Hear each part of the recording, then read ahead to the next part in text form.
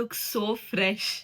C, ನನ್ನ ಮುಖ ನನಗೆ ನೋಡ್ಕೊಳಕ್ ಆಗ್ತಿಲ್ಲ, ಯಾಕಂದ್ರೆ ಅಷ್ಟು ಡಲ್ ಆಗಿಬಿಟ್ಟಿದೆ. ಅದು ಈ ಬಿಸಿಲಿಗೆ ಮತ್ತು ಹ್ಯುಮಿಡಿಟಿಗೆ ಪಿಂಪಲ್ಸ್ ಆಗಕ್ಕೆ ಶುರು ಆಗಿದೆ. ಸೊ ಇವತ್ತು ಒಂಚೂರು ಮನೆಯಲ್ಲೇ ಸಿಂಪಲ್ ಆಗಿ ಗ್ಲೋ ಅಪ್ ಮಾಡೋಣ ಅಂತ ಅನ್ಕೊಂಡಿದ್ದೀನಿ. ಫೇಸ್ ವಾಶ್ ಮಾಡಿದ್ದೀನಿ. ಸೊ ನಾನು ನೆಕ್ಸ್ಟ್ ಬಂದ್ಬಿಟ್ಟು ನನ್ನ ಫೇವ್ರೆಟ್ ಮಾಸ್ಕ್, ಎಷ್ಟೊಂದು ವಿಡಿಯೋಸಲ್ಲಿ ನಾನು ಹೇಳಿದ್ದೀನಿ ಈ mask is the best. So ಈ ಮಾಸ್ಕ್ ಅಪ್ಲೈ ಮಾಡಿದ್ರೆ ಏನಾಗುತ್ತೆ ಅಂದರೆ, ಓಪನ್ ಪೋರ್ಸ್ ಇರುತ್ತಲ್ಲ, ಓಪನ್ ಪೋರ್ಸ್ ಎಲ್ಲ ಕಡಿಮೆ ಆಗುತ್ತೆ.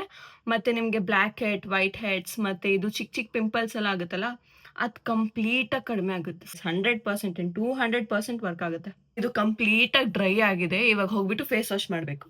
I look so fresh. C, so next step ಬಂದ್ಬಿಟ್ಟು ಐ. ಸೊ ಇದು ನನ್ನ ಫೇವ್ರೆಟ್ ಸ್ಟೆಪ್ ಅಂತಲೇ ಹೇಳ್ಬೋದು. ಸೊ ಪ್ಲೀಸ್ ಜಡ್ಜ್ ಮಾಡಬೇಡಿ. ಐಸ್ ಟ್ಯೂಬ್ಸ್ನ ಫೇಸಿಗೆ ರಬ್ ಮಾಡಿಕೊಂಡ್ರೆ ತುಂಬ ಬೆನಿಫಿಟ್ಸ್ ಇದೆ.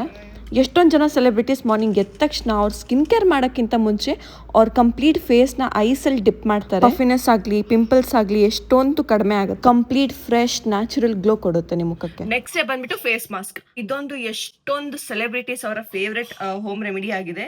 ಸೊ ಒಂದು ಬೌಲ್ ಆ್ಯಂಡ್ ಸ್ವಲ್ಪ ಮೊಸರು ಆ್ಯಂಡ್ ಹನಿ ಎಷ್ಟು 1 ಸ್ಪೂನ್ ಹಾಕಬೇಕು ಅಷ್ಟೆ. ಮಿಕ್ಸ್. ನೀವು ಯಾರಾದರೂ ಫಂಕ್ಷನ್ ಅಥವಾ ಏನಾದರೂ ವೆಡ್ಡಿಂಗ್ ಅಥವಾ ಬರ್ಡೇ ಪಾರ್ಟಿ ಏನಾದರೂ ಒಂದು ಈವೆಂಟ್ ಇದ್ದಾಗ ನಿಮ್ಮ ಮುಖ ಡಲ್ ಹೊಡಿತಿದೆ ಆ್ಯಂಡ್ ಫುಲ್ ಕಂಪ್ಲೀಟಾಗಿ ಡ್ರೈ ಆಗಿದೆ ಅಂದಾಗ ಇದನ್ನು ಅಪ್ಲೈ ಮಾಡ್ಬೋದು.